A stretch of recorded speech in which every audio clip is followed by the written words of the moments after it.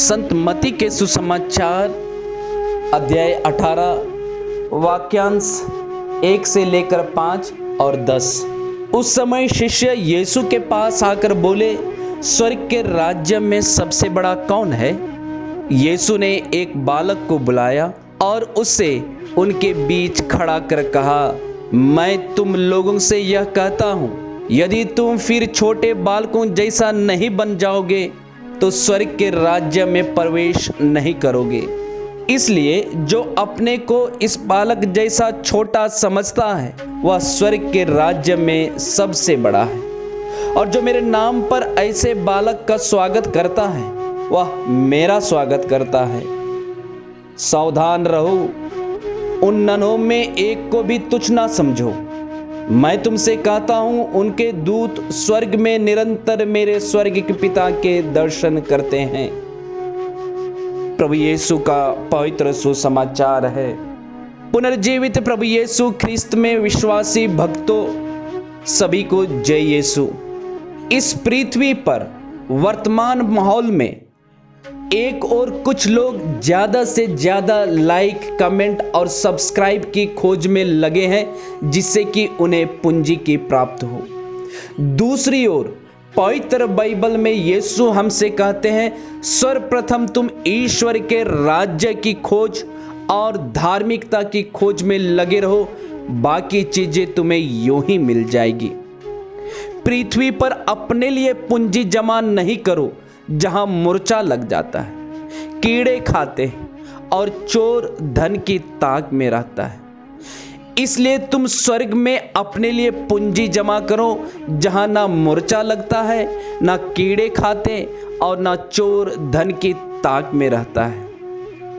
विश्वासी भक्तों, सचमुच में यीशु की शिक्षा में जीवन है जो परिपूर्ण जीवन की ओर ध्यान केंद्रित करता है।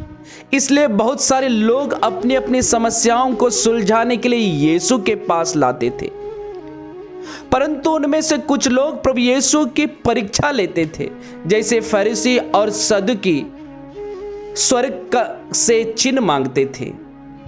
यहां तक कि कुछ लोग कुर्सी पाने की ताक में रहते थे।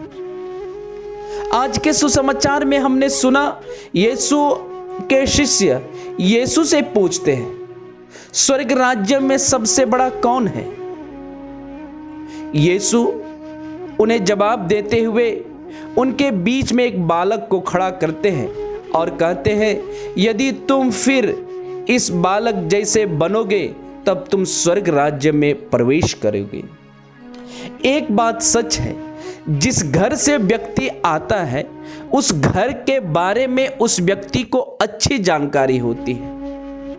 संत यूहन्ना के सुसमाचार अध्याय 8 में हम पढ़ते हैं, जहां प्रभु यीशु स्पष्ट शब्दों में अपने शिष्यों को अच्छी जानकारी देते हुए कहते हैं, तुम लोग नीचे के हो, मैं ऊपर का हूं। तुम इस संसार के हो, मैं इस संसार का नहीं हूं। मैं ईश्वर से उत्पन्न हूं, उसके यहां से आया है।